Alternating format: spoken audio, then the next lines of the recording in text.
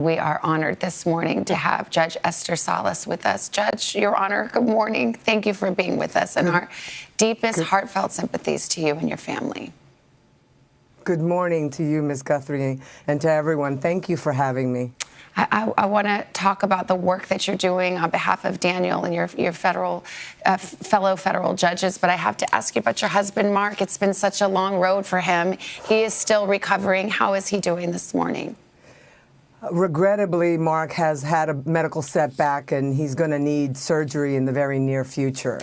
So he is still battling those injuries and obviously battling the injury to his heart.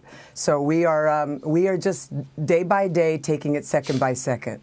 I just think about you, especially on a week like this, Judge. I mean, as people can see just in the story we showed, how strong you are and how resolute you are. But you are a mom who is missing her son, and it's Thanksgiving. How are you doing? You know what? I am holding it together because I know that's what Daniel would want me to do. And I have a tremendous amount of faith. And I rely and lean on that faith and lean on my loved ones to get me through this difficult time in our lives. It was so heartening to see Governor Murphy in New Jersey signing Daniel's law, which, as we mentioned, will make it harder for people to post proprietary personal information of judges online. This is a step, but it's not the last step. What are you hoping will happen now? What I'm hoping will happen now is that we will expand these protections nationwide. I'm really hoping that we can do the concrete things that need to be done in order to protect my brothers and sisters on the federal bench. And so there are many things that we can do, including protecting judges' personally identifiable information, what's called PII. Also, we need to enhance marshal services. We need to be able to let the marshals do what they need to do in protecting judicial officers. We need to enhance security systems in courthouses all over this country.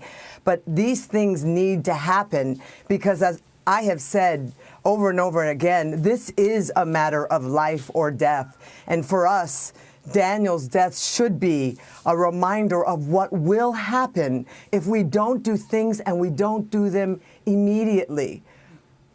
He showed such courage in those moments. As you mentioned, he literally took a bullet trying to protect his own father. What an extraordinary young man you raised, 20 years old, so much in front of him. What would you want people to know about your Daniel? I would want people to know about my Daniel that he always put others before himself. And that's why I know he would want me to do what I'm doing now, because he would want others to be protected. That was my son. My son, he used to smile all the time. He just wanted to make everyone happy. And you know what?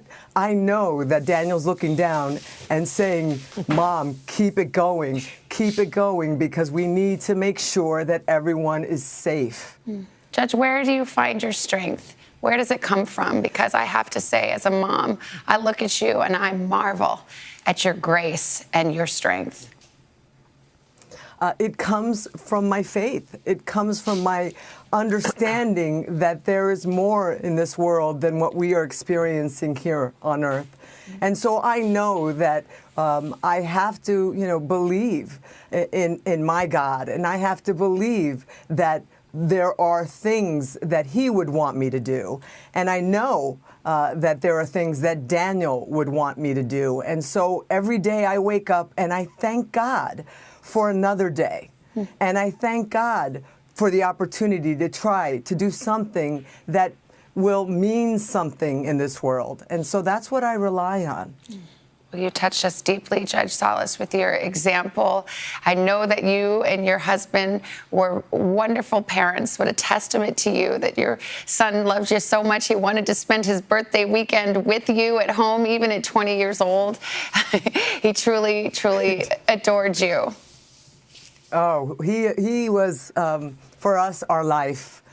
He was the center of our universe, and we were the center of his universe. And I think that's why Daniel, it wasn't even a question of what he was going to do. He was going to protect his dad. He was going to protect me. And so, you know what? That was Daniel. Daniel was goodness. He was good, and he was joy, and he was love. And those are the things that I hold on to, that I have to believe, and I have to continue to strive to be better for his sake, to honor his legacy, to make him proud. I want him to always be proud of his mother and father. He surely is. Well, Judge Salas, we're wrapping our arms around you and your husband, too, sending our prayers and our love and our gratitude for your service. Thank you for sharing your time this morning. Thank you for having me this morning. Thank you. We will take a breath. That was a beautiful interview. Wow. She's an incredible woman. Wow. I encourage people to look into this legislation and what she's working on. She's also said that she has forgiven the shooter. Wow. She's a woman of great faith and faith in action, as we just saw. Remarkable.